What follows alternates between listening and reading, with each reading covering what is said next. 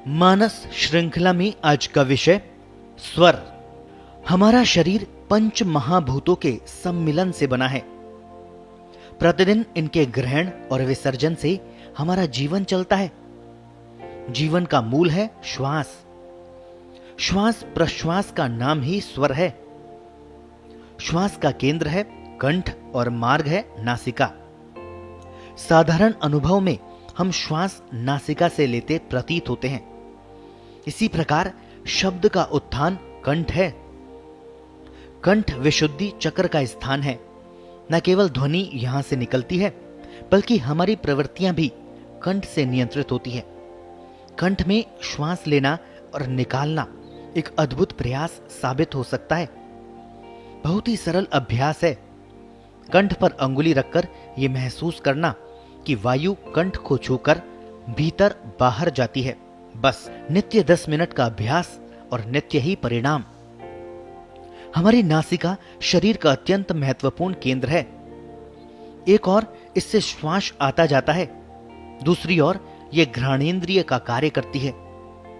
इसके अतिरिक्त इसका संबंध हमारी मूला नाड़ी से है। हमें यदि एकाग्रता का अभ्यास करना है तो नासिकाग्र पर ध्यान केंद्रित करने का अभ्यास हमें तुरंत सफलता देता है। हम धीरे धीरे श्वास से परिचित होने लगते हैं। हमारा श्वास तीव्र से मंद होता चला जाता है। हम शांत हो जाते हैं। हमारे आवेग मंद पड़ जाते हैं। आवेग बढ़ते हैं, तभी श्वास तेज होता है। स्वर की जानकारी हमारे श्वास की ही भौतिक जानकारी है। स्वर पर किया गया ध्यान हमारी अंतर यात्रा का पथ प्रदर्शित करता है। स्वर एक बहुमूल्य निधि है। आप श्वास को धीरे धीरे कम करें, उससे परिचय का अभ्यास करें, उसके साथ भीतर जाने का अभ्यास करें, बाहर आएं। हमारे बाएं नथुने से इड़ा जुड़ी है, दाएं नथुने से पिंगला, दोनों के मध्य है सुषुम्ना। बाईं ओर से लिए गए श्वास से शरीर में शीतलता आती है, इसे चंद्र स्वर कहते हैं। दाईं ओर के श्वास से गर्मी आती है, इसे सूर्य स्वर कहते हैं। कभी बहुत प्यास लगे तो दाएं स्वर को बंद करके बाएं स्वर को काम में लेकर देखिए। बिना पानी कितनी सहजता से आप काम चला सकते हैं। श्वास के साथ हमारा मन भी जुड़ा है। हम वहां तक आसानी से पहुंच सकते हैं। स्वर साधन इड़ा पिंगला का संतुलन बनाता है। मन और कार्य में संतुलन बनाता है। हमारे स्नायु और नाड़ी तंत्र को संतुलित करता है। श्वास का क्रम कभी एक नथुने से अधिक होता है तो कभी दूसरे से। जब दाएं नथुने से श्वास अधिक आता जाता है तो उसे सूर्य स्वर कहते हैं, और बाएं नथुने के श्वास को चंद्र स्वर।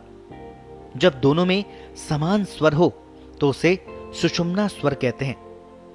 सृष्टि का नियम है कि शुक्ल पक्ष की प्रतिपदा को सूर्योदय के समय स्वस्थ मनुष्य का चंद्र स्वर चलता है, और कृष्ण पक्ष की प्रतिपदा को सूर्य स्वर। हर 5 घड़ी बाद स्वर बदलता है। 3 दिन बाद सूर्योदय के समय का स्वर बदलता है। स्वस्थ व्यक्ति के सूर्योदय के समय दोनों स्वर नहीं चलने चाहिए। यदि आप किसी एक स्वर को चलाना चाहते हैं तो उसके दूसरी करवट सो जाएं। दायां स्वर चलाने के लिए बाईं करवट और बायां स्वर चलाने के लिए दाईं करवट लेटना चाहिए। हमें स्वरों के प्रति जागरूकता पैदा करनी चाहिए। हम श्वास के प्रति जागरूक हों। लंबा श्वास लेने का अभ्यास करें। एक स्वर से श्वास लें और दूसरे से निकालें। व्यायाम समझकर ही 5-10 मिनट करें। हमारे शरीर में उष्णता और शीतलता का संतुलन बढ़ेगा। दाएं से लेकर बाएं से निकालें और बाएं से लेकर दाएं से निकालें। मन और क्रिया का संतुलन बढ़ेगा। श्वास लेते और छोड़ते समय श्वास को महसूस करें। बीच बीच में विचारों को व्यवधान आएगा। विचारों को रोके नहीं, वे आएंगे और चले जाएंगे। हम जागरूक रहकर अपना कार्य करते रहें। हम निश्चित ही स्वस्थ रहेंगे। लंबे अभ्यास के बाद कोई बड़ी बीमारी का डर नहीं रहेगा। इसी प्रकार हमारे स्वर पंच तत्वों के द्योतक भी हैं।